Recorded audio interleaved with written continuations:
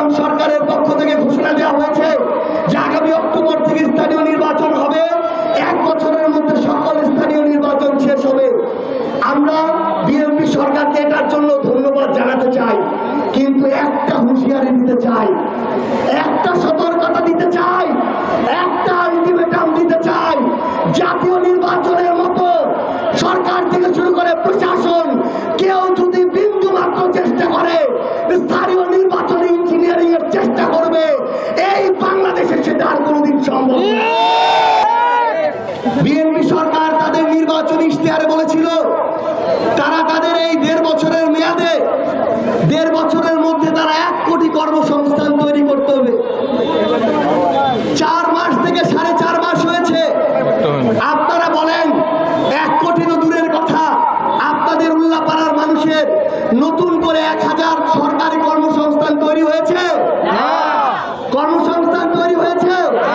হয় নাই। যে মানুষগুলো অভাবে থাকতো সেই মানুষগুলোর অভাব আরো বৃদ্ধি পাচ্ছে। আমাদের তরুণ প্রজন্মের মুখে নতুন কথা এসেছে, অনেক তো কার্ড দিলেন, এবার তরুণ প্রজন্মকে একটা বেকার কার্ড দেওয়া শুরু করেন। আমরা আমাদের প্রিয় মন্ত্রী, আমাদের বিদ্যুৎ মন্ত্রীকে বলতে চাই, 63 জেলা বাদ দিলাম, আপনার এই জন্মভূমি জেলার মানুষও সাক্ষী দিবে যে এই উল্লাপাড়া সিরাজগঞ্জ লোডশেডিং হয়। তাহলে আমরা শুধু কথার ফুলঝুরি দেখতে চাই না, আমরা কথার সাথে কাজের মিল দেখতে চাই, আমরা কাজের বাস্তবায়ন দেখতে চাই। আমরা আমাদের বিএনপি সরকারকে বলতে চাই, আপনারা আমাদের অভ্যুত্থানের সহযোদ্ধা ছিলেন, আপনারাও নিপীড়িত নির্যাতিত ছিলেন। এই বাংলাদেশের তরুণ প্রজন্মের যৌক্তিক কোটা সংস্কার আন্দোলনের মধ্য দিয়ে আমাদের এই নতুন বাংলাদেশ, তাদের জন্য আপনাদের কর্মসংস্থানের ব্যবস্থা করতে হবে। যদি কর্মসংস্থানের ব্যবস্থা না করতে পারেন, এখানে আমার এমন অনেক ভাই আছে, অনেক বাবা চাচা আছে যাদের সন্তানেরা অনার্স মাস্টার্স শেষ করেছে, বছরের পর বছর যায়, একটা চাকরির ব্যবস্থা হয় না। যেদিন এই তরুণ প্রজন্ম এই চাকরির অভাবে বিক্ষুব্ধ হবে, ওই দিন এই বাংলাদেশে কর্মসংস্থানের অভাবে বেকারদের দ্বারা আরেকটা অভ্যুত্থান হবে। আপনাদেরকে স্পষ্ট করে জানিয়ে যাই, আগামীর বাংলাদেশের রাজনীতি এই দলাদলির রাজনীতি যদি হয়, কোনোদিন বাংলাদেশ ঠিক হবে না।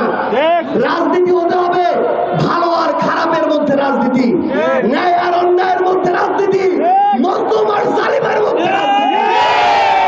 সকল মজলুমদের এক পক্ষে আসতে হবে। যারা চাঁদাবাজি করে, আমরা কি চাঁদাবাজিকে সমর্থন করি? তাহলে চাঁদাবাজির বিরুদ্ধে সবাইকে এক পক্ষে আসতে হবে। আমরা কি ক্ষমতার অপব্যবহার সমর্থন করি? জমি দখল সমর্থন করি? লুটপাট সমর্থন করি? মাদক ব্যবসা সমর্থন করি?